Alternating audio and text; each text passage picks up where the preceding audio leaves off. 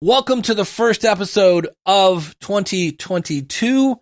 Typically, this episode is made for people launching a podcast. Like last year, episode 756 was 14 steps to start a successful podcast in 2021. And it turns out, you know what? Those same 14 steps are the same. So if you're looking to launch a podcast, definitely go to schoolofpodcasting.com/756. What I want to talk about today is, and I hate to use this word, different levels. How about different types? Different types of podcasters. Because I grew up, my immediate family had 5 people. I had mom, dad, I have a brother, and a sister. And yes, that made us, you guessed it, the Jackson 5. And I've heard every Michael Jackson joke, every Action Jackson joke, every Apple Jacks joke, you name it, Jackson Brown, etc. I've heard them all. And comparing myself to my brother or my sister or anybody else, it's kind of not fair because we're all different. And yet we are all Jacksons.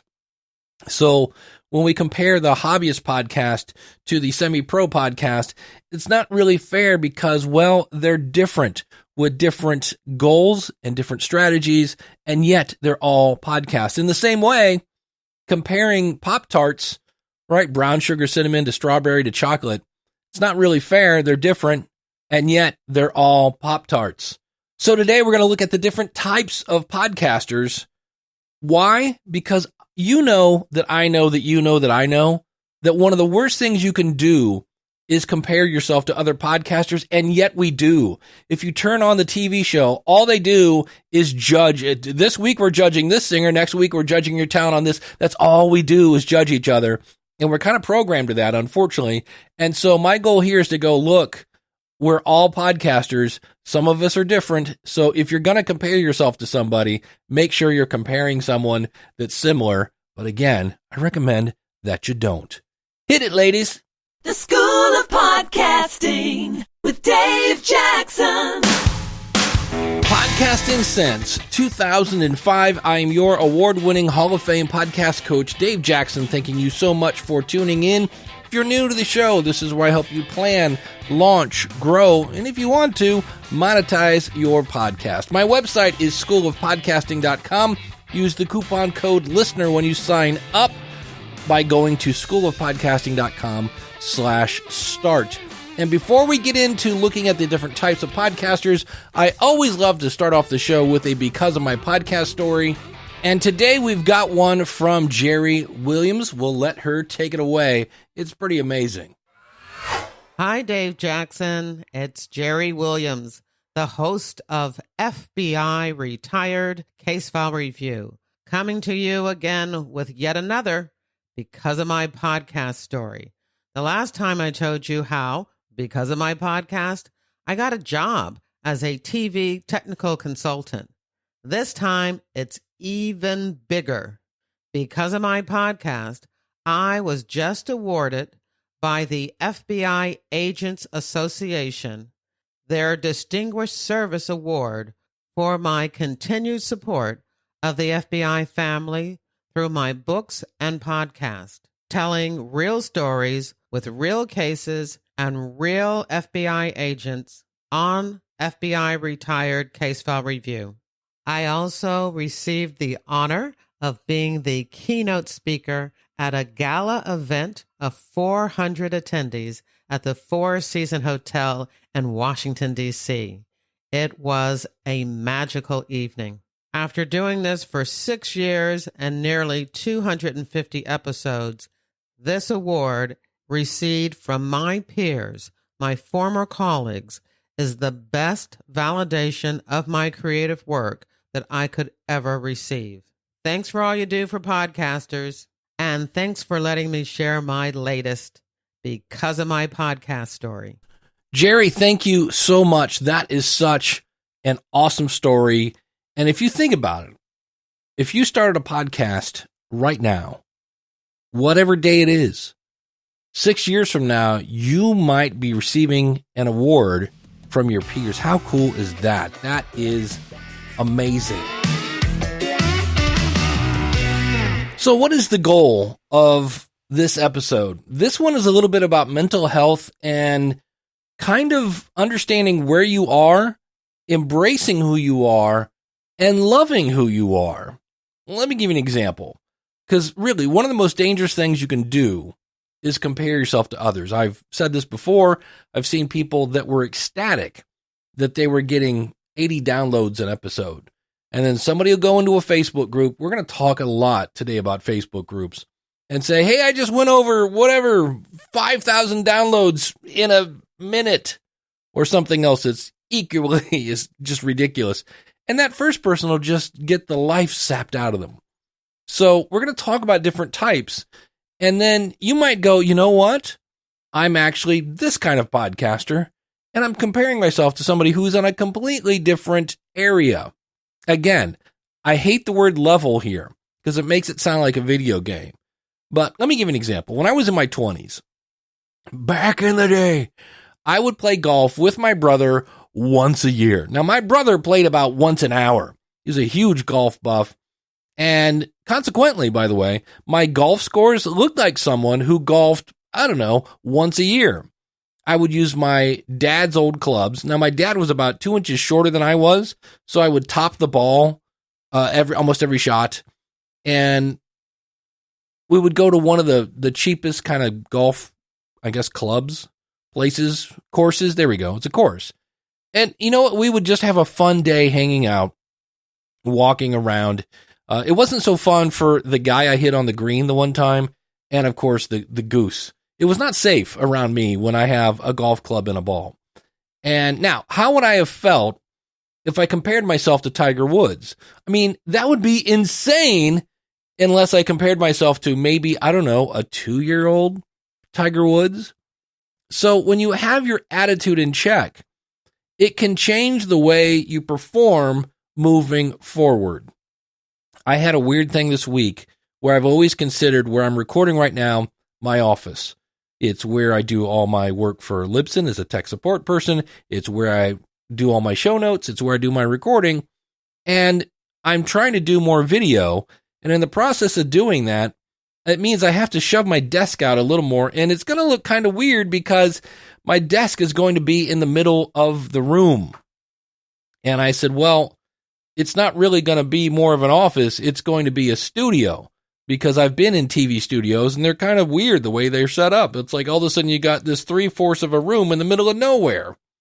And somehow just saying, yep, I'm going into my studio, somehow changed the tension, I guess is a word here, in my head that, this looks wrong. And the other thing is you have to go with reality is I was worried about, what if somebody wants to come over and we have a chat in my office? And I'm here to tell you, I've been in this house for 4 years, and aside from Glenn the Geek, almost nobody has been in this house. So I'm kind of worried about something that I don't need to worry about. So let's talk about one style of podcasting and I've kind of labeled this a hobbyist. And if you want to, you could call it level 1. But again, I'm worried about using the word level. But this person is trying to do it all for free, using what they have. And so they record with their phone, and they often kind of lean towards free stuff again. And they may even make their own artwork using something like Canva, the free version, of course. And they're excited to podcast. So they don't put a lot of effort into planning their podcast. They pick up their phone, they press record, they do 0 editing, and they publish the episode. And an example of this, if you're a regular listener, you've probably heard me tell the story before. I'll make it quick. I once on a dare did a show called Dates from Hell. And it was me and my now ex-wife one day were at a kitchen table exchanging Dates from Hell stories. And somebody said, man, that's a podcast right there. I dare you guys to make a podcast. And after a few episodes, we ran out of stories.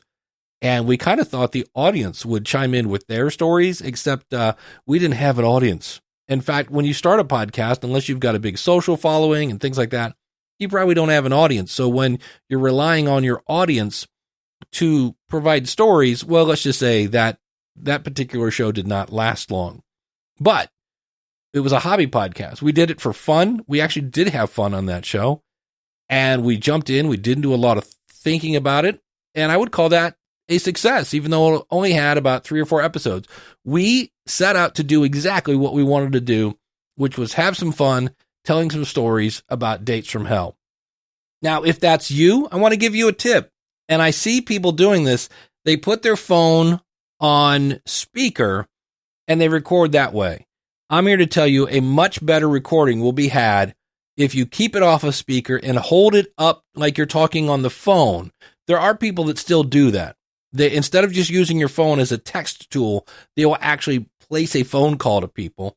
So pretend you're talking to your best friend and hold the microphone, which is in the bottom, of course, of your phone, up to your mouth. You will get a much better recording. But speaking of that, let's say this person who's been doing this fun podcast still wants to have fun, but they kind of noticed that, my phone doesn't sound that great. So they decide they want to take it up a notch, and they decide they're going to start using an actual microphone. So they found a few Facebook groups about podcasting and decided they needed to start doing interviews. That's the other thing. They're like, wait, what? Okay, I'm going to take this up a notch by, number one, getting a microphone, and number two, I'm going to do interviews, and we'll talk about that in a second, because I don't know if you know this, you don't have to do interviews. It's true. I know, it's crazy. But think about this. There's a few ways this could go. They're going to buy a microphone. So either one, they're going to buy a microphone, like a Shure SM58, that they later find out. By the way, the Shure SM58, great microphone. Phenomenal. Like every rock star, every bar, SM58, thing's indestructible. And it's a great microphone. But if you don't know what you don't know, when you get home, there's no way to plug that microphone into your computer. And so what happens is they get a little confused. They feel a little less than smart because they Googled best microphone for $100. And they kind of go, I think I bought the wrong microphone. And so they could either go back to their phone and record that way, or they could do some research and buy an interface to take that microphone into their computer.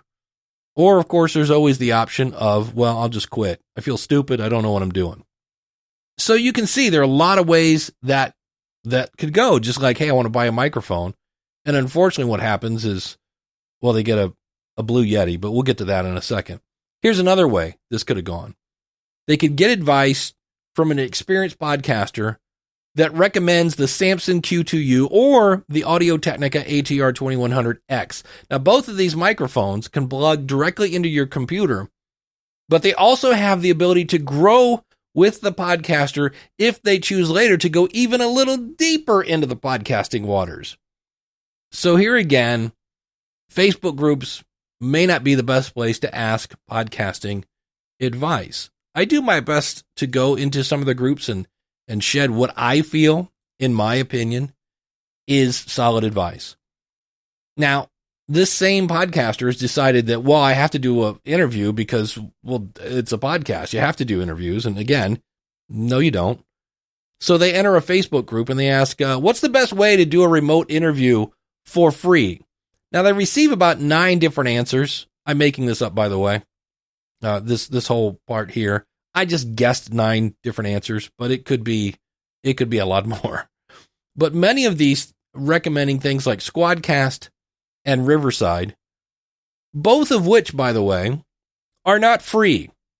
So somebody said, how do I record a remote interview? And somebody immediately grabs the keyboard and they type in Squadcast, and another 10 people type in Riverside, and then somebody else, and they miss the fact that the person said for free. They're not listening to the question. And someone suggests using Zoom, but Zoom only records 40 minutes on the free plan, and then really a giant tangent. I mean, people are like, how dare you? Do you know what the sample rate is of Zoom? How dare, no. So that's a whole other thing.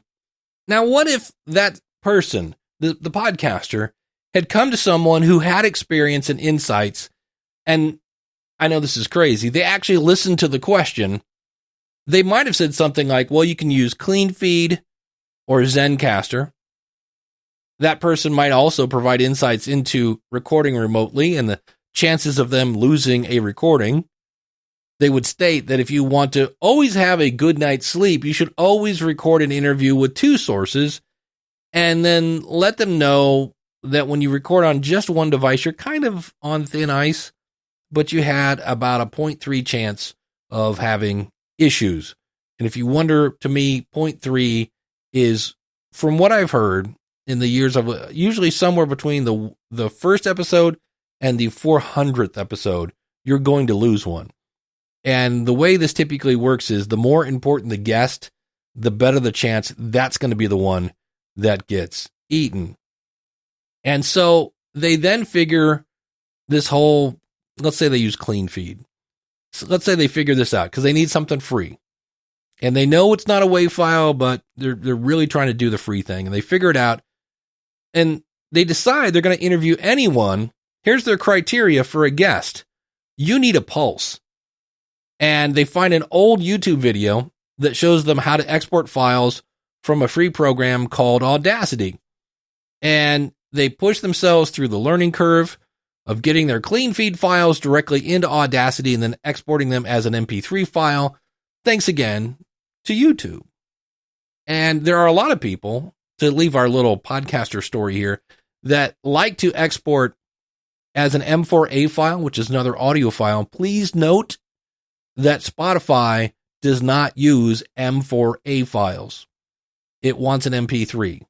And for the record, I recommend MP3 files that are constant bit rate, do not export at variable bit rate. And I either say 128 kilobits per second stereo or 64 kilobits per second mono. Now, you can go higher, you can go lower. Of course, it's your show. But that's what I recommend.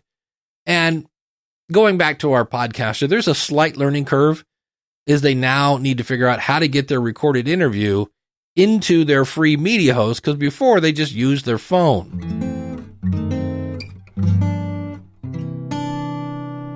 Now, the next type of podcaster is now doing interviews. They decide to use a tool called Calendly for free, and they kind of get discouraged as they have a few no-show guests because the free version doesn't send any reminders, and so people forget that they've scheduled their interview. And they also see, again, people sharing download numbers, and they've produced 4 episodes, and they have a total number of downloads of 19 for the whole show. And so they think to themselves, how is everyone getting so many downloads? And so what do? They go to Facebook, they find a group, and they completely overlook the button labeled search, and they ask a question that was probably asked at least once a day in every Facebook group about podcasting. And that is, of course, how do I grow my audience? Now, they receive, I'm going to guess, around 67 comments. Many of them are duplicates from the previous commenter. So what I mean by that is someone will say, use social media. And the next person will say, and I'm not making this up, use social media. And so they get about 67 comments, many of them duplicates. And those people, by the way, that are saying the exact same thing, there's a thing called the like button.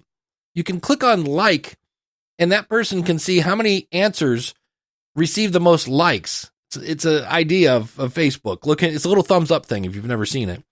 And again, they see things like social media, interviews, reviews, and promo swaps. Okay. And one of my favorite Stephen Covey isms, if that's even a thing, he's the author of the book, 7 Habits of Highly Effective People. And if I remember right, habit 5 is understand before being understood. I wish more people would do that in every aspect of their life. And when I'm with a coaching client, the first thing I do, if you're a good coach, is you have to listen. You have to listen and find out what's going on. And I keep listening until I can state your issue in a way that you nod your head and you say, exactly. And nobody in Facebook is willing to ask when somebody says, how do I grow my audience? Nobody says, what are you currently doing? Because they might be able to say, oh, yeah, that whole thing where you think reviews will get you to the top of the charts. Yeah, social proof. You can get as many reviews as you want. Just realize those don't do anything for you in the charts. In fact, Apple charts aren't charts. It's really just spotlighting new podcasts that have a fair number of new subscribers, etc. They don't ask. They just blurt out an answer. And if they did say, what are you currently doing? They would see that at this particular type of podcaster who has jumped in without understanding the mechanics of podcasting. Because let me give you an example. When I bought my first car, my father took me outside and he showed me how to change the oil, how to add antifreeze, and how to change a tire. I kind of already knew how to put gas in it. And I don't mean you have to be a giant tech nerd, but if you don't understand the basic mechanics of how podcasting works, you're in that situation where you don't know what you don't know. And had someone in that Facebook group asked, hey, what have you done so far? They would have discovered that this particular type of podcaster hadn't submitted their show to any of the directories. And those directories have thousands of people that are consuming audio. They had found an old article, of course, thanks to our good friends at Google, stating that free media hosts, they usually do this for them. And they did a few years ago, in the case of Anchor. They didn't realize that they're reading an article from 2019, and that's no longer accurate. But they didn't know that. And they got their advice from people in Facebook. And in a second, I'm going to explain what happens after they submit their show to Apple, Google, Spotify, Amazon. But right now, and I know you're probably thinking, Dave, this whole thing sounds like a commercial for your consulting. And I'm going to talk about that at the end. I don't care if you talk to me, David Hooper, Matthew Passy, or Eric K. Johnson. There are tons of people that can help you with your podcast. I would like you, of course, to sign up at the School of Podcasting, where all the stuff we just went through, you don't have to deal with this caca-a-poo-poo. I'm going to make sure that you buy the right equipment for the kind of podcast you're going to be doing. I'm going to help you pick a media host that works for you so you can understand how much it's going to cost. I can help you sound great because it takes a little while. Right now I'm using an SM7B and I'm still kind of learning how to work this particular microphone. It takes a little practice. I'm going to give you access to a focus group. You can actually give me an episode and I will say, this was really good right here. This is great. Oh, did you know your volume is a little low here? I'm going to give you a thing I call constructive feedback. And if you want, we can allow other members of the School of Podcasting so you don't just have to rely on my opinion, if you want. And the great thing about it is we have a podcasting mastermind. You have filled with, by the way, brilliant podcasting minds. We have our step-by-step tutorials that now include a course on Captivate.fm. And we've got live group coaching. And, yes, there's more, a 30-day money-back guarantee. If you don't like it anytime within the first 29 days, you can come to me and say, Dave, this just isn't for me. Fine, I'm glad you took your shot. I'm so glad you at least tried it. And I will refund your money. schoolofpodcasting.com/start. Use the coupon code LISTENER. That is not in the show notes. LISTENER. Why? Because it's for you. You took the time to press play, and it's my way of saying, hey, let me knock off some of that price as a way of saying thank you. schoolofpodcasting.com/start. So you're thinking, well, now that they found a video on YouTube and they were able to submit their show to Apple, Google, and Spotify and Amazon, that money fell from heaven. They were on Jimmy Fallon. They were whatever. They got to meet the Queen. What? No, that's not the way it worked. It turns out they were already in Spotify. But they think, right, that podcaster now thinks, all right, now my numbers are going to double. But they don't. What? Yeah, they are very frustrated. They were told in Facebook to be consistent, and they have published an episode every week for 3 months now. They're up to 12 episodes and a total of 123 downloads. Their media host promised them they're going to make money. And when they check the money section of their media host, it shows they made $1.23. Beyond frustrated, they go into where? That's right, a Facebook group. And in mostly all caps, they state, I've been doing this podcast for months. I've been consistent, and I even bought a new microphone. I'm in Apple, I'm in Spotify, but my numbers are barely growing. How do you do this? I'm ready to quit. And then I think maybe, possibly, the worst advice I've ever seen given in a Facebook group. In this instance, it's my 3 favorite words, and that is, just keep going. And I will explain when that is good advice, but now is not the time. Because let's say I go into a Facebook group and I go, hey, I need to get to Cleveland. How do I get there? And they go, oh, just take 77. So I get in my car and I go on 77 south. Now, I live in Akron, Ohio. It's about an hour south of Cleveland, so I'm driving 45 minutes, an hour, hour and a half, and I'm not seeing any signs of Cleveland, Ohio.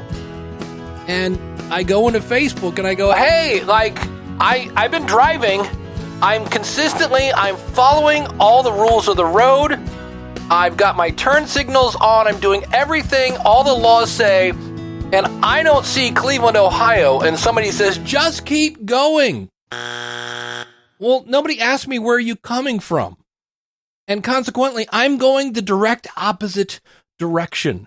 And that is the part. Remember, we started off with somebody who was just doing it for fun. They don't really care. I just want to have fun with my friends. And now they're getting a little more serious. And this is the step that often gets missed. And that is, okay, we've got to ask some questions. We need to figure out where we are and where we want to go. So the first question you have to ask is, why are you doing this podcast? Are you trying to be seen as an expert? Are you trying to get to talk to people that, well, you normally wouldn't get a chance to talk to? Or just trying to grow your influence, or maybe sell some products?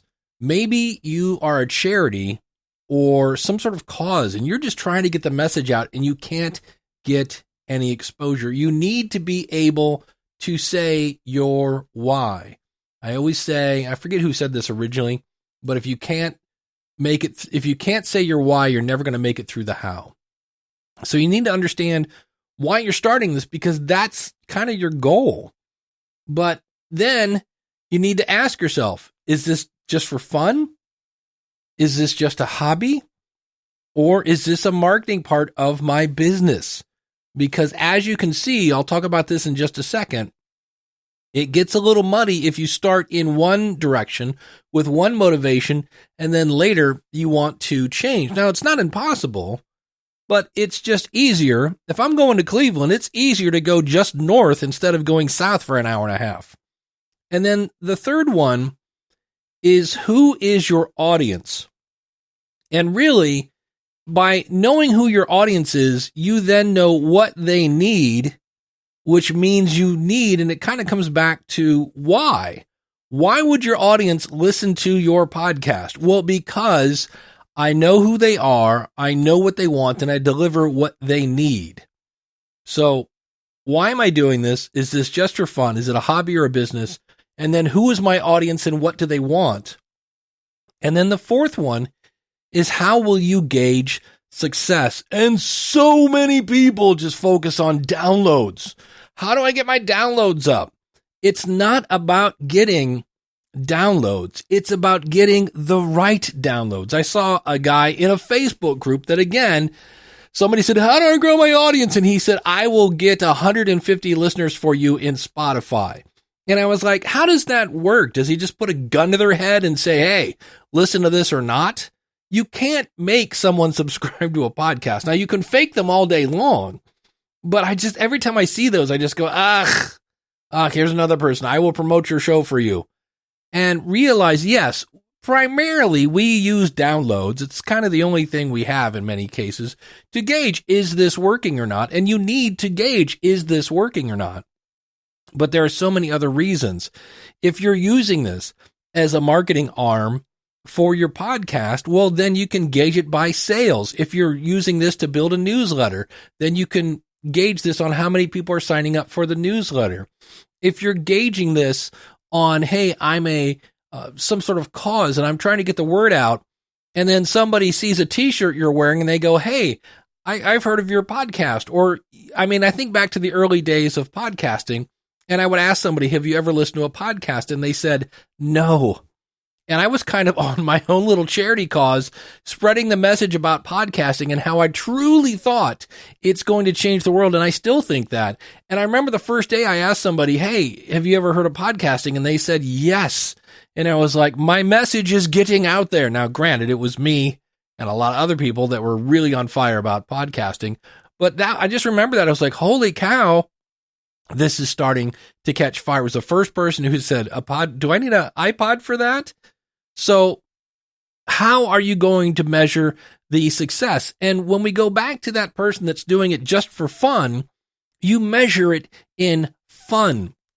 If you're the person that is a poet, an artist, and you just want to get your work out there, guess what? When your work is out there, I feel that it's kind of out there and, okay, I'm doing something.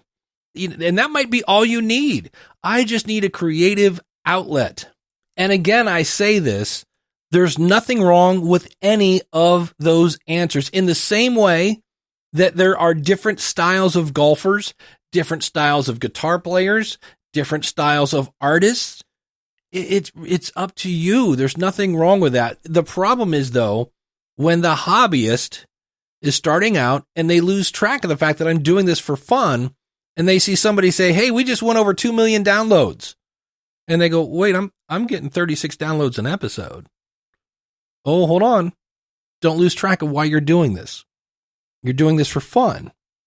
And it's okay if you want to switch gears and go, well, I might try to do a little more of this. Okay. Then answer those 4 questions. Why am I doing this? Because you just switched from for fun to hobby. Because I have a bike hobby. I spend probably a couple $100 a year getting my bike tuned up, probably buy a new pair of pants, maybe get some new gloves. I don't make a dime riding my bike. I get the benefit of health, hopefully, maybe, kind of, okay, maybe not. But I get relaxation. I go out and ride in the woods and things like that. It's not always about the downloads. And that leads us to the next type of podcaster.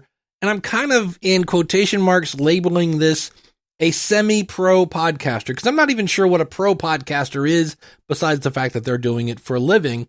But the semi-pro is now focused on creating a show, and they are focused on who? That's right, their audience. And now that they want to up their promotion. They're like, hey, how do I get the word out about this? But before they do that, they get constructive feedback before amplifying their marketing and promotional efforts. I cannot say how important that is. Here is a clip of my good friend Peter. He thought he had a great idea. He thought he was funny, and just listen to how his friends react. Okay, ready? I'm John Wayne at the first Thanksgiving, Pilgrims. Happy Thanksgiving, Pilgrims. Oh, my God, Peter. Yeah, I'll tell you, and I'm your friend, and I'll be honest with you, that's funny. That is funny. And you know what I appreciate about your joke, Peter? It's clean. Yeah, let me guess. You didn't laugh either. So that's my point. If you watch any of the Friends, the TV show Friends, anytime they have to talk about Joey's acting, they're all like, oh, it was so weird. You were there on the TV and you're right here. Anything to not let him know that, hey, that show was really awful. And realize that when you do a focus group, when you get somebody who is your target audience to listen, it doesn't mean they're just going to say it's awful. They're going to let you know what you're doing right. In fact, probably most of it is going to be, I really liked this, I really like this, I really like this. I found this one little thing was a little boring. And so the thing to keep in mind is there's going to be growing pains no matter what type of podcaster you are. If a person who is doing this just for fun, they just want to hang out and talk about their favorite subject, if they try to do all the things that the semi-professional person, and again, I put that in air quotes, is doing, and now they're doing keyword research, and they're transcribing things, and they're all this other super things that they're doing, they are going to burn out so quickly because, again, they're probably trying to do this themselves, and they're trying to do it for free. Likewise, even the person that has done all the research. They know who their target audience is. They know this, they know that. I guarantee you, when you put out your episode, you're going to end up getting some sort of reaction that you go, I didn't expect that. And at that point, let's say you created a podcast for person A, and it turns out that person B showed up. Well, you have two options there. You can either A, tweak your content because you're attracting the wrong people, wrong again in quotation marks, or you look at the people you did attract and go, okay, what do these people need? Let me adjust the content to the people that actually showed up. But realize none of these are wrong. Just realize there are different types of people in this industry. Some people are doing it just for fun. And if you are doing it just for fun, acknowledge it, love it, and be yourself and have fun. As I record this, all the NFL games today, there was a super popular coach. He went on to create a video game. His name was John Madden. He was the youngest coach to win the Super Bowl. And they're all remembering him because he died. And one of the things that made John Madden, is he was himself. He was the guy that said, boom. And that guy's going down the thing and boom, there he is. It's like, and he was a color commentary, and color commentary guys often come across as not so smart because they say things like, well, if you want to win the game, you got to score some points. Boom. It's like, what? Okay. So John Madden was John Madden, and now everybody is remembering him and saying, what an effect. There's actually a really great documentary called All Madden. And at the end, John Madden says, I never realized I had that kind of impact. What I didn't know was this was going on behind the scenes. He was just being himself. So just be yourself, and you will attract the people that like you. And we talked about this on Ask the Podcast Coach. It's hard to accept when you're being yourself and somebody goes, yeah, I don't really like your show. Because it's really easy to kind of twist that into, you don't really like me. And that's not really the same thing, but it's really easy to connect those kind of dots. Some other things I've seen in Facebook that I just go, no, and I've kind of hinted at it earlier. Yes, it's important to be consistent with your schedule because you become part of people's routine. However, think about this. If you could overnight a fragile item from Amazon and it showed up broken, you go, I'm so glad they got it here, though. Or would you rather have that fragile item that is maybe a day later or two, and yeah, it didn't show up when you wanted it to, but it was still intact? I would much rather have a late show, late in quotation marks, that was great than an on-time show that was meh. I also see almost an hourly discussion on who should I host my podcast with. And yes, I work for Libsyn, but I'm here to say it's not your media host that makes you popular. It's your content.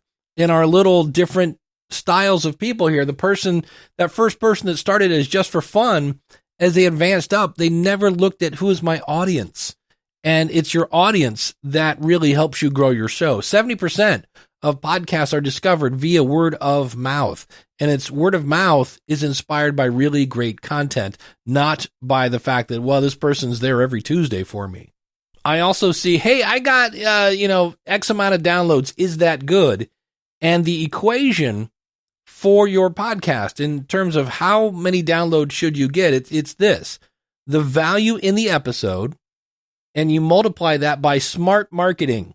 So this is giving things on social, not just social, but telling your audience, treating your audience like a sales team and going, hey, here's some marketing material to go promote the show. Not, hey, episode 16 is out. Nobody cares. So if you take the value in the episodes, multiply it by smart marketing, that is the total number of downloads that you get. Again, if I see somebody else say, just keep going, I'm just going to go, ugh. Also, be careful. We got in a lovely dialogue about this. When you see somebody saying, hey, my course, my free ebook and strategy and blah, blah, blah, it's $5,477, but it's yours from now till the end of next Friday for 37 cents. You know what I'm saying on that? Like, really? Wow, that's like a 4,000% discount. I'm not always sure those are the best value. And I just say, it's simple. When somebody gives you advice, so let's say good old John Johnson gives you advice, just go to Google and type in John Johnson podcast and see if that person shows up. Start questioning who is sending you information. And if you really need an opinion from somebody, the best person to ask is your audience. This is your friendly boost reminder. It's time to boost. Yes, if your podcast app has a boost button, by all means, feel free to click that button. If it doesn't, well, then you can check out a new podcast app at schoolofpodcasting.com/new podcast apps. Boost. Just a reminder that I need your answer by January 28th in this month's question of the month, because we all want more followers and subscribers. So picture yourself, you're in an app and you see a show that maybe you might actually listen to. What catches your eye? Was it the artwork? Was it the title of the episode? Was it the title of the show? Was it their description? We want to kind of reverse engineer when you're in that situation. If you can kind of look at it and go, how did I get here? And what inspires me to take action? And what is that action? So I just realized I asked you about 9 different questions, but we're trying to understand what gets people to click on follow and subscribe. I need your answer by January 28th, 2022. And don't forget to tell us about your podcast and your website. Again, January 28th, 2022. All you have to do is go to schoolofpodcasting.com/question. That's schoolofpodcasting.com/question. And if you're thinking, Dave, I can't believe you haven't mentioned that you provide a service for constructive feedback. Actually, I supply 3. One is the Podcast Rodeo Show. It's kind of a first impression kind of review. The second one is a private review. The best one, hands down, is the Podcast Review Show. If you've never listened to that show, it's a show I do with my buddy Eric K. Johnson, who has 30 years in radio, and you get both of us. That's right, 2 podcast consultants. We have you pick an episode that you feel is a good representation of your show. We listen to the episode. We tell you what we feel you're doing right so you can do more of that. And we point out the things that might need a little buffering. We also go over your website. We have you fill out a form where you explain what your goals are, so we can make sure that your goals, your website, and your content are all in alignment. Check that out at podcastreviewshow.com. What do you do for a living? Oh, I'm a freelance audio documentarian. Awesome, like podcasts and stuff? Oh, please. Podcasts are verbal narcissism for ugly journalists. No, I tell stories through sound. I mentioned earlier that I did add a course on Captivate.fm to the School of Podcasting. And if you're wondering, no, the price doesn't go up when I add more courses to that. I'm actually going to be expanding on the How to Grow Your Podcast course. I have plans to add a Buzzsprout course to the School of Podcasting as well. You can sign up by going to schoolofpodcasting.com/start. Use the coupon code LISTENER. That's LISTENER. And if you say, Dave, why do you always spell it? That would allow me to see what people typed in for coupons. And I was amazed at how many people either, let's just say they fat fingered it. How's that? LISTENER when you go to schoolofpodcasting.com/start. If you're new to the show, today is episode 808. Last week we did, what is my favorite podcast and why? That is the answer to the question of the month. So if you want to know what people are looking for in a good podcast, that is a great one to start with. In the future, I mentioned last week, I'm working with a tool that's going to somehow help you reduce some of the noise of your guest. I'm not quite done with that yet, but that'll be coming up in the future, along with anything you would like to hear. The website, again, schoolofpodcasting.com. It has everything you need. You can follow, you can contact me, you can check out my gear guide. It's all there, schoolofpodcasting.com. Thanks so much for tuning in. Until next week, take care. God bless. Class is dismissed.